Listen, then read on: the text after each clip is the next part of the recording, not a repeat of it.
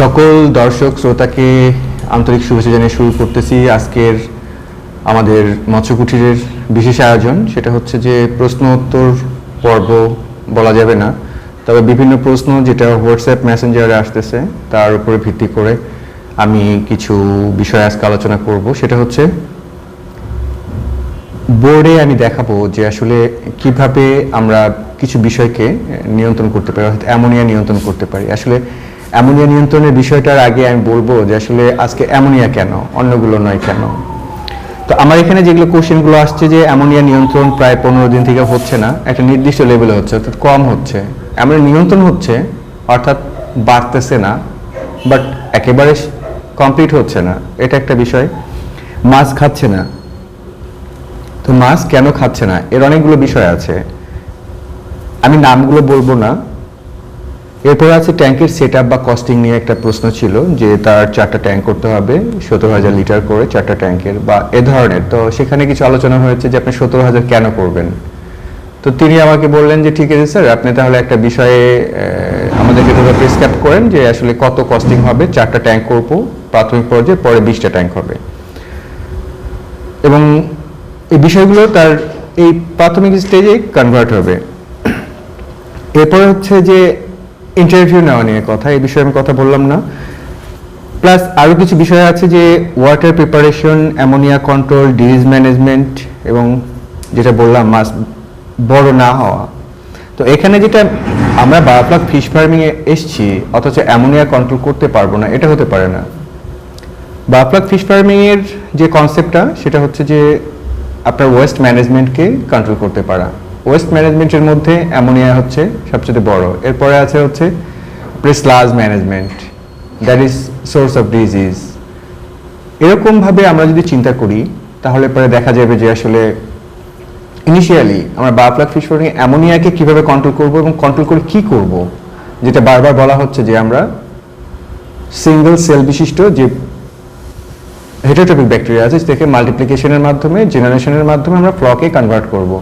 তাহলে ফ্লক এবং অ্যামোনিয়ার সাথে যে রিলেশনটা সেটা আমরা দেখব আমাদের প্র্যাকটিক্যাল সিনারিও দিয়ে, সেটা হচ্ছে আমাদের বোর্ডে। তো আজকের আলোচনাটা আমি বোর্ডে আপনাদেরকে সম্পূর্ণভাবে বুঝাই দিব যে আসলে অ্যামোনিয়াটা কি, কেন, কোথা থেকে আসছে এবং কিভাবে আমরা এটাকে নিয়ন্ত্রণ করব। চলুন আমরা বোর্ডে যাই এবং সেখানে দেখি যে কিভাবে সেটাকে আমরা নিয়ন্ত্রণ করতে পারি।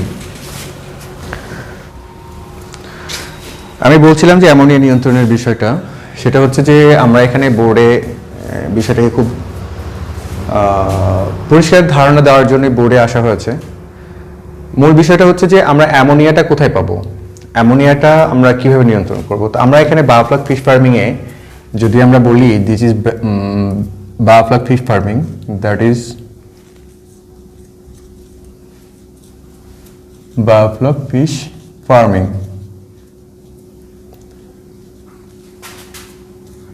BFT। তাহলে biofloc that is bio and flock.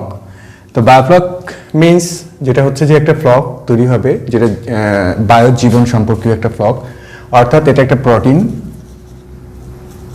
Protein conversion হবে। আমরা জানি সবাই যে অ্যাকচুয়ালি আমরা এটাকে প্রোটিন কনভার্সন করব। তো সেটা কিভাবে করব, ধরে নিলাম যে আমরা একটা ট্যাঙ্ক কালচারে গেছি এবং ট্যাঙ্কের মধ্যে আমাদের কি আছে, মাছ আছে। তো সেক্ষেত্রে দিস ইজ আওয়ার ট্যাঙ্ক, এখানে যদি মাছ দেই তো সেক্ষেত্রে মাছগুলো কি করবে, ফিড খাবে এবং এখানে ফিড আসবে। ফিডের মধ্যে কি থাকবে, প্রোটিন থাকবে, কার্বোহাইড্রেট থাকবে, আর কি থাকবে, ময়েশ্চার থাকবে, দ্যাট ইজ ওয়াটার, H2O আর ময়েশ্চার।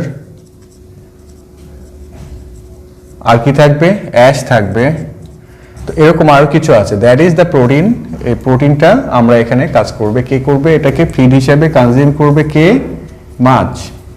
এবং তারা এটাকে ডাইজেস্ট করবে, ডাইজেস্ট করার পরে তারা কি করবে, স্যাক্রেশন করবে বা রেসপিরেশন ভ্যালু থেকে করবে অথবা স্টিউল আর ইউরিনারিজ দিয়ে তারা অ্যামোনিয়াকাল প্রোডাক্ট বাই প্রোডাক্ট হিসাবে সেক্রেশন করবে। সেটা কোথায় চলে আসবে? দ্যাট ইজ ওয়াটার, পানির মধ্যে চলে আসলো। তো সেটা কি হিসেবে আসতেছে? আমি ধরে নিচ্ছি যে অ্যামোনিয়াটাকে এখানে মূল ফাংশন হিসেবে ধরে নিচ্ছি।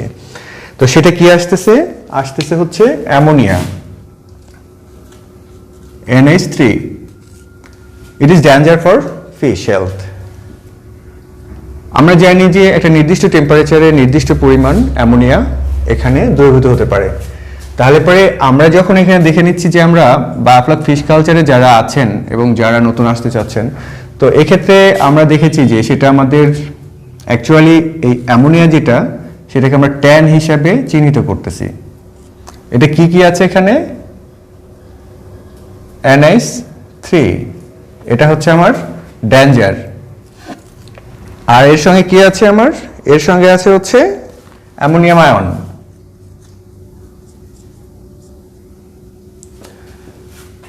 আমি এখানে লাল দেওয়ার কারণ হচ্ছে যে এটা ডেঞ্জার, বাট এটা কিন্তু ডেঞ্জার না, ইট ইজ বেটার। তাহলে পরে ওভারঅল আমরা যেটা সাধারণত পাই সেটা হচ্ছে 2 থেকে 4 ppm যদি হয়, সেটা কিন্তু আমার মাছের জন্য খুব একটা ইফেক্টিভ হবে না। যদি এর মধ্যে আমার অ্যামোনিয়ার পার্সেন্টেজটা বেড়ে যায় সেক্ষেত্রে সেটা danger.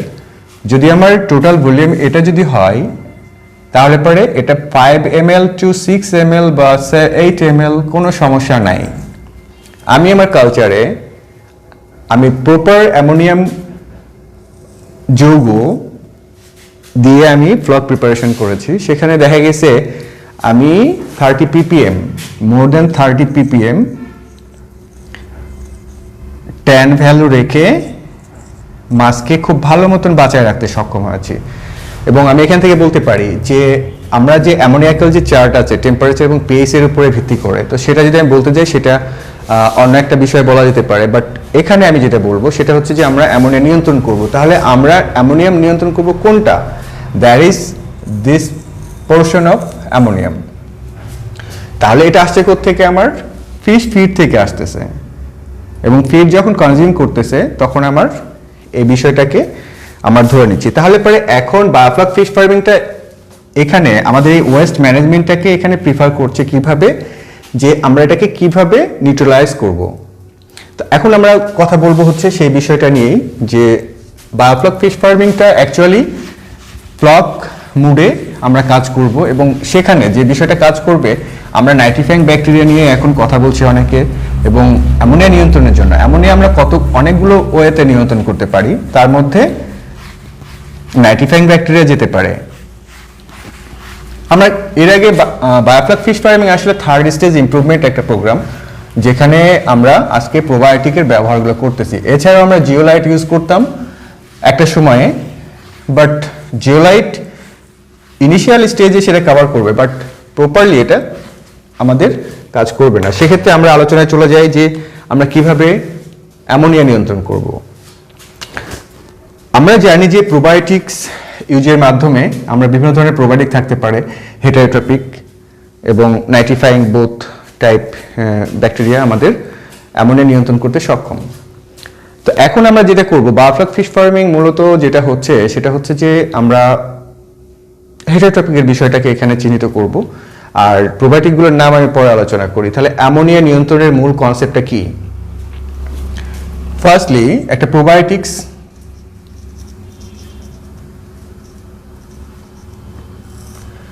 This is probiotics. Probiotics আমরা যেটা ইউজ করি দুই ধরনের করতে পারি, লিকুইড করতে পারি আবার সলিড স্টেটও করতে পারি। তাহলে কি হলো যে লিকুইড না দিয়ে আমরা যেটা কমার্শিয়ালি পাচ্ছি, আমি ধরে নিচ্ছি যে আমি কমার্শিয়াল স্টেজে কাজ করতেছি, আমরা মার্কেট থেকে সলিডটা নিয়ে আসলাম, লিকুইডের বিষয়টা আমি পরে আলোচনা করব। তো সেক্ষেত্রে একটা প্রোবায়োটিক্স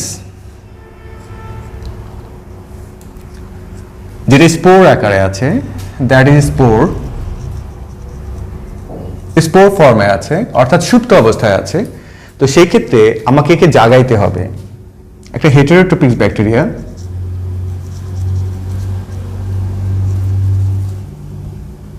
ব্যাসিলাস গ্রুপের বিভিন্ন ধরনের হতে পারে, যে কোনো একটি স্পোরকে আমরা নিলাম, নেওয়ার পরে আমি নামগুলো বলছি না এখন, একে যদি আমি করতে চাই, এর আমার যে সেন্সরগুলো আছে, 3 টাইপস সেন্সর, 3টা ম্যাটেরিয়ালসকে সে আইডেন্টিফাই করতে পারে। এবং একটা ব্যাকটেরিয়া, স্পোর ব্যাকটেরিয়া, যখনই এই 3টা ম্যাটেরিয়ালসকে তার আশেপাশে সেন্সিং করতে পারে তখনই সে জেগে ওঠে। তাহলে কি হলো আমার?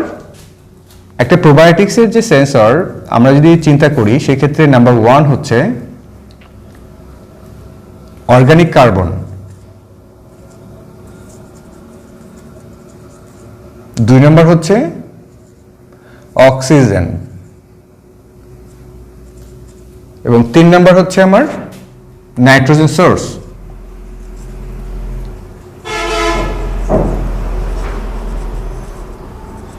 তো নাইট্রোজেনের সোর্স, তাহলে পরে আমরা দেখেছি যে অ্যামোনিয়াটা কি, NH3, এখানে আমার দিস ইজ নাইট্রোজেন। নাইট্রোজেন কিভাবে আছে? নাইট্রোজেন আছে হচ্ছে 3টা হাইড্রোজেনের সমন্বয়ে আছে।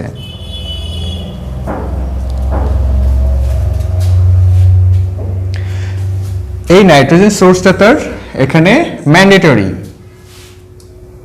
তাহলে বায়োফ্লক ফিশ ফার্মিং এ যদি আমি আসি, তাহলে আমাকে প্রথমে সিলেকশন করতে হবে প্রোবায়োটিক্স। আমি কার প্রোবায়োটিক্স ভালো খারাপ সেগুলো নিয়ে আলোচনা করব না। আমি এই পর্যন্ত 11টা প্রোবায়োটিক্স দেখেছি, বিভিন্ন ধরনের, র প্রোবায়োটিক থেকে শুরু করে সব ধরনের। তাহলে আমি কি বলতে পারি যে আমার যখন নাম্বার 1 অক্সিজেন থাকতে হচ্ছে, কার্বন, অর্গানিক কার্বন থাকতে হবে, mind it that it should be organic carbon, nitrogen source.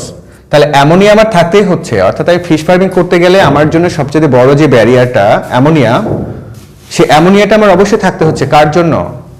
প্রোবায়োটিক্সের জন্য। যদি থাকে তবে সে জেগে উঠবে, যদি না থাকে তাহলে জেগে উঠবে না। আর যদি জেগে না ওঠে তাহলে সে মাল্টিপ্লিকেশনে যাবে না, অর্থাৎ যেটাকে আমরা বলি রিপ্রোডাকশন সিস্টেম। অর্থাৎ সে 1টা থেকে 2টা, 2টা থেকে 4টা, 4টা থেকে 8টা, 8টা থেকে 16টা, যে মাল্টিপ্লিকেশন সিস্টেম উইথিন 30 মিনিটস তারা এটাকে ডাবল করতেছে। তো আমি সেই বিষয়টা বলতেছি যে এত র্যাপিডলি জেনারেশন করতেছে উইথিন 30 মিনিট, তাহলে পরে আপনার অ্যামোনিয়া সোর্স যদি না থাকে তাহলে এদের গ্রোথ বন্ধ হয়ে যাবে। যদি অক্সিজেন না থাকে তাহলে এদের গ্রোথ বন্ধ হয়ে যাবে। যদি অর্গানিক কার্বন না থাকে তাহলে আমার এটা বন্ধ হয়ে যাচ্ছে। তাহলে আপনার ফ্লক কেন হবে না বা অ্যামোনিয়া নিয়ন্ত্রণ কেন হবে না? দ্যাট ইজ আপনার প্রোবায়োটিক্স প্রপার ছিল না, অথবা প্রোবায়োটিক ঠিক থাকার পরে এই 3টার যে কোনো একটা ম্যাটেরিয়ালস আপনার ট্যাঙ্কে অনুপস্থিত। অ্যামোনিয়া তো অবশ্যই উপস্থিত আছে, সোর্স অফ অ্যামোনিয়া, বিকজ মাছ আছে এখানে, আপনি খাবার দিয়েছেন। আপনার অক্সিজেনও আছে, তাহলে সোর্স অফ কার্বন নেই। তাহলে আপনি এখানে ইউজ করতে পারেন সোর্স অফ অর্গানিক। এখানে কি কি আসতে পারে? সেটা আসতে পারে মোলাসেস, নাম্বার 1। নাম্বার 2 হচ্ছে গুড় বা যেটা সুগার, অথবা যে কোনো ফ্লাওয়ার বা রাইস ব্রান, এ ধরনের কিছু হতে পারে। তবে মেইনলি আমরা এখানে ধরে নিব molasses is the most important for biofloc fish farming. আমাদের দেশে আমরা সুগার ইউজ করতেছি, এই লাল চিনিটা, এটা রেড সুগার বা র সুগার। কেন? কারণ আমরা মোলাসেসে প্র্যাকটিক্যালি যে দেখেছি যে আসলে বিভিন্ন ধরনের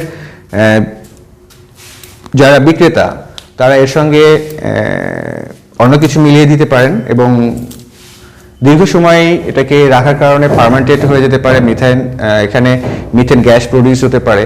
আমি সুগার নিয়ে 11 বছর কাজ করেছি, সো আমি জানি যে এটার অনেকগুলো ব্যারিয়ার আছে।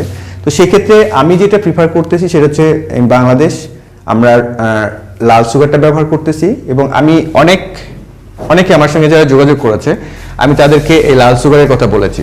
আর একটা জিনিস করা যায় সেটা হচ্ছে ড্রাই মোলাসেস। ড্রাই মোলাসেসটা আসলে আমাদের কাছে অ্যাভেলেবল না, সুগারটা অ্যাভেলেবল। আর ফিশ ফার্মিং কেন, যে কোনো আমার প্রসেসে, অপারেশনাল ক্ষেত্রে আমি যেটাকে আমার হাতের কাছে সহজলভ্য পাবো আমি সেটাই ব্যবহার করব।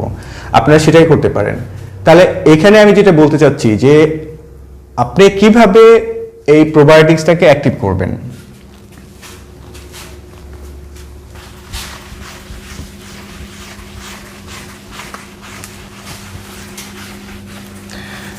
আমরা এর মধ্যে কথা বললাম যে অফ করে দাও,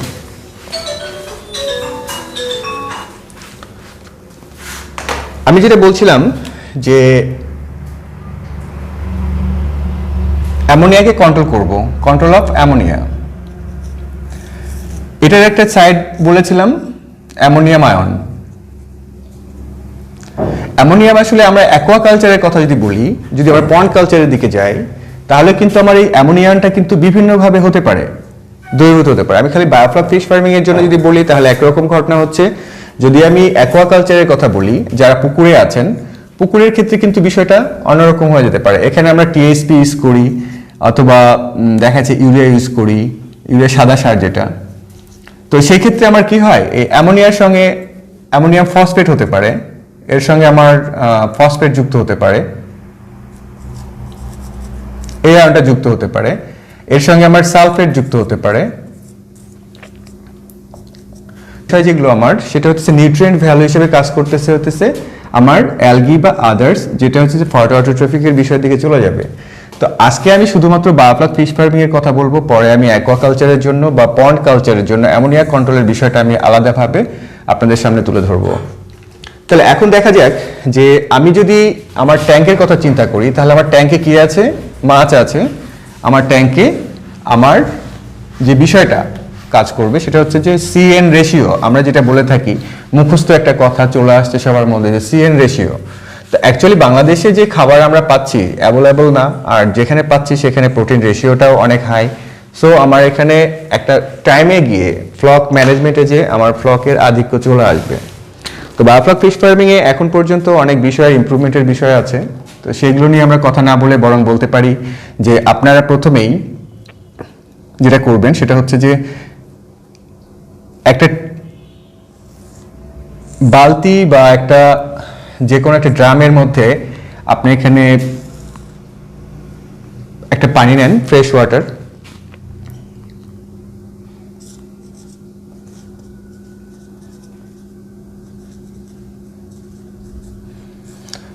আপনি একটা অ্যামোনিয়াম সল্ট নেন, যে কোনো একটা অ্যামোনিয়াম সল্ট নেন।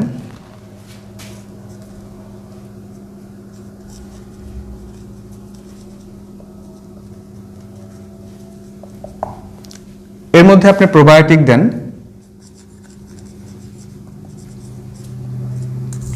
তার মধ্যে আপনি সুগার দেন। এটা আপনি রেশনাল দিতে পারেন। আপনি এখানে দিলেন কত, 300 gram probiotics, fresh water 20 litre, ammonium salt আপনার 1 গ্রাম থেকে 3 গ্রাম, আর সুগার দিলেন 1 কেজি। এবার কি করতে হবে, এবার একটা অ্যারেশন দেন।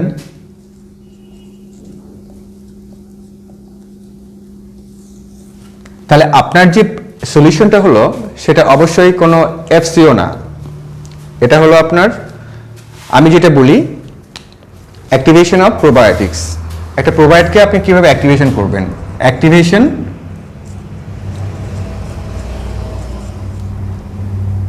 Of probiotics.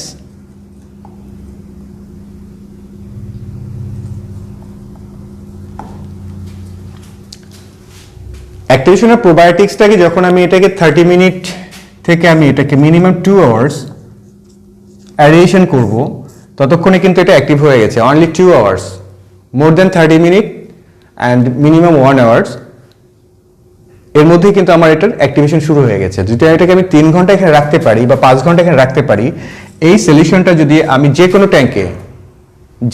ট্যাঙ্কে যদি আমি ব্যবহার করি, সেখানে এটা প্রতি 30 মিনিটে ডাবল হতে থাকবে। যদি তাই হয় তাহলে পারে যে কোনো ট্যাঙ্কে, যে কোনো জায়গায় আপনার পুকুরের বা আপনার ট্যাঙ্কের অ্যামোনিয়া কমতে বাধ্য।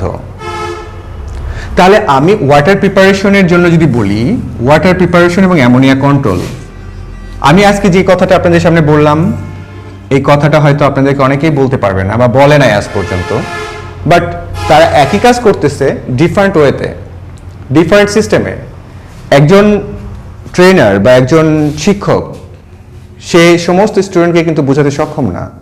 আমার কথাগুলো হয়তো এখানে অনেক জটিল লাগতে পারে, বাট আমি মনে করি বায়োফ্লক ফিশ ফার্মিং খুব সিম্পল না।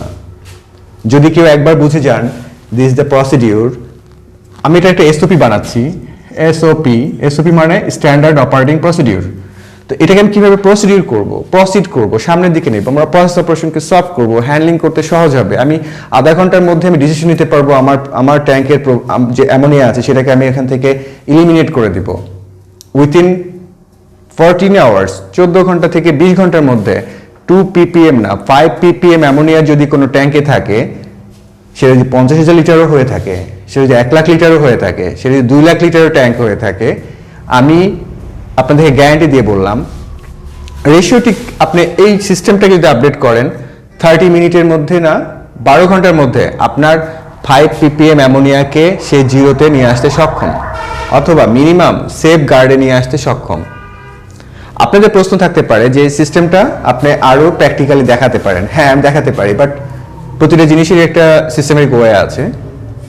আপনারা যদি মনে করেন যে এটাকে জানবেন, অবশ্যই আপনাকে রাজশাহী আসতে হবে, আমাদের মৎস্য কুটিরে আসতে হবে, অথবা আপনাদেরকে আমি একটা প্রসিডিউর অবশ্যই এসওপি আকারে দিতে পারবো, আর টোটাল ম্যাটেরিয়ালসগুলোকে সেক্ষেত্রে আমি আপনাদেরকে প্রোভাইড করে দিতে পারবো।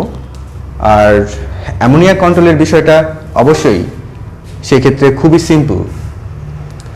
তাহলে এখানে আপনার অ্যারিয়েশনের বিষয়ে আপনাকে ঝড় তোলার কোনো প্রয়োজন নাই, আপনাকে ভিগোরাসলি ঝড় তুলতে হবে না, আপনাকে করতে হবে অ্যারিয়েশনটা স্মুথ দিতে হবে যেন তার মধ্যে অ্যারিয়েশন থাকে।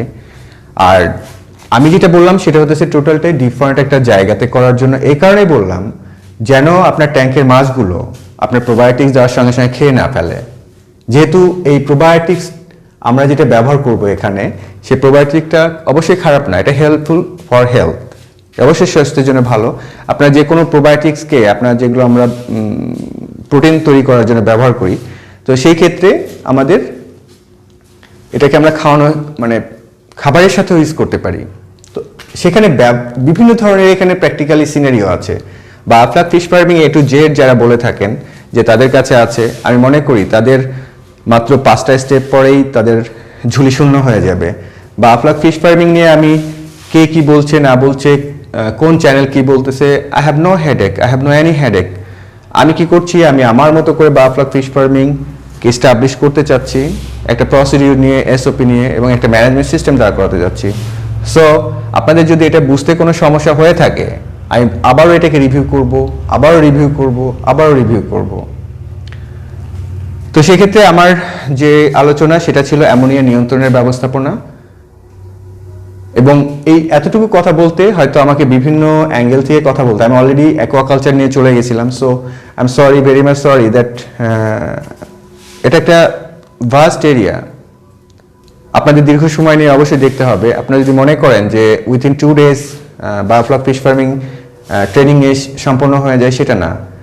আপনাকে ইচ অ্যান্ড এভরি সিঙ্গেল এরিয়াতে টেকনিক্যালি হ্যান্ডলিং করতে শিখতে হবে। এবং এখানে যে লজিস্টিক সাপোর্ট আছে, এখানে যে লজিস্টিক সাপোর্ট এবং টেকনিক্যাল সাপোর্ট আছে, সেই টেকনিক্যাল সাপোর্ট এবং লজিস্টিক সাপোর্ট সব কিছু আপনাকে জেনে এই কাজটা করতে হবে।